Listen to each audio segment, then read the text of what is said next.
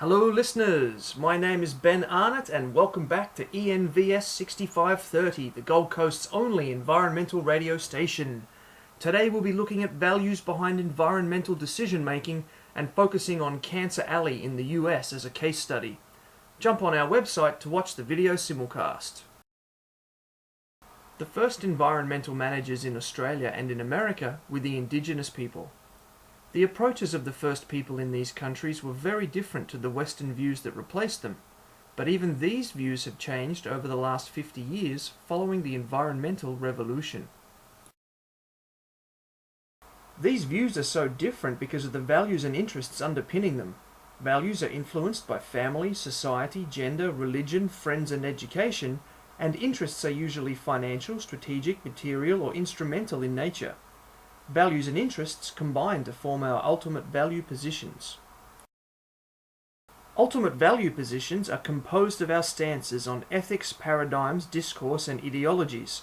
There is hot debate, and we love hot debate on this radio station, as to whether environmental ethics even exist, as although they reflect modern ecocentric intrinsic values, they lack clarity and a formal framework.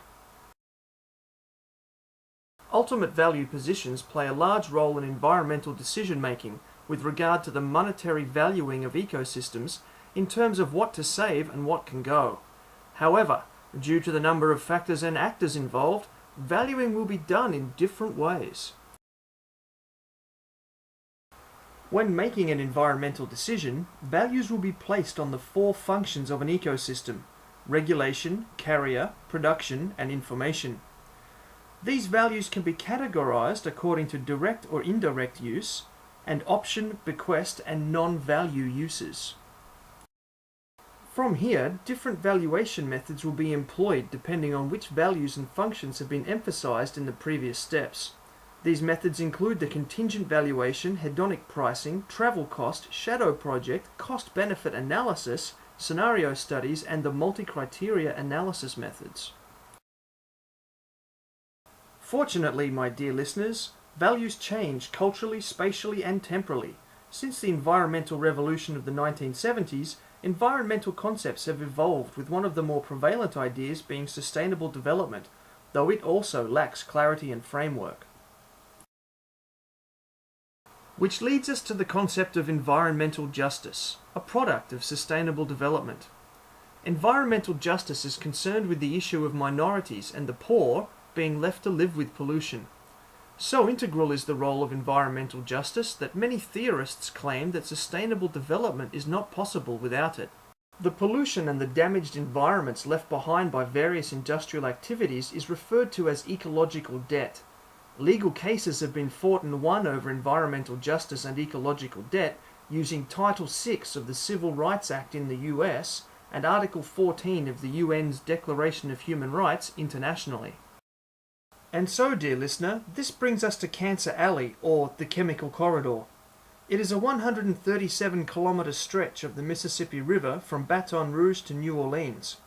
This area gained notoriety in the 80s and 90s due to the legal battles being fought regarding environmental justice.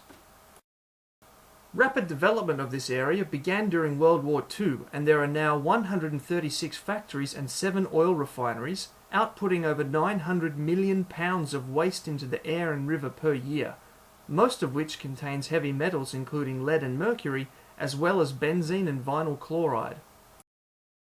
These pollutants have led to rises in leukemia and cancer. What's keeping me up at night is that in one small town over a 3-year period, 63 women had 75 miscarriages.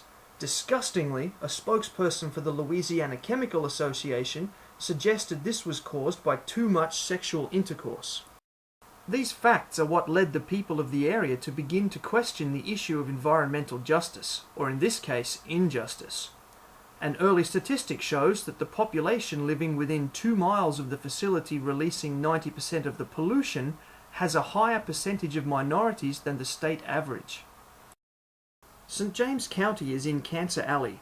It's very small, covering only 668 square kilometres, is home to 21,216 people, 50% of whom are a minority and 21% live in poverty, and despite its size is also home to 13 of the aforementioned facilities.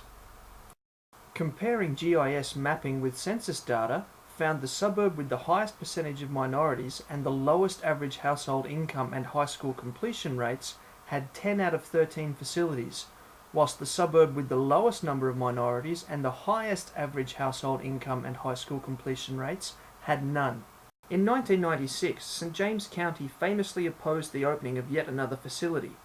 With state environmental and legal organisations, they faced not only the company but also county officials who claimed the economic benefits outweighed the environmental costs and had even offered tax incentives to attract more companies to the area.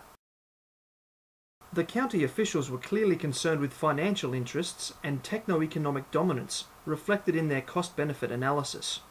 The people of St James County were clearly concerned with their health and cultural interests and an ecological approach, reflected in their polar opposite cost-benefit analysis.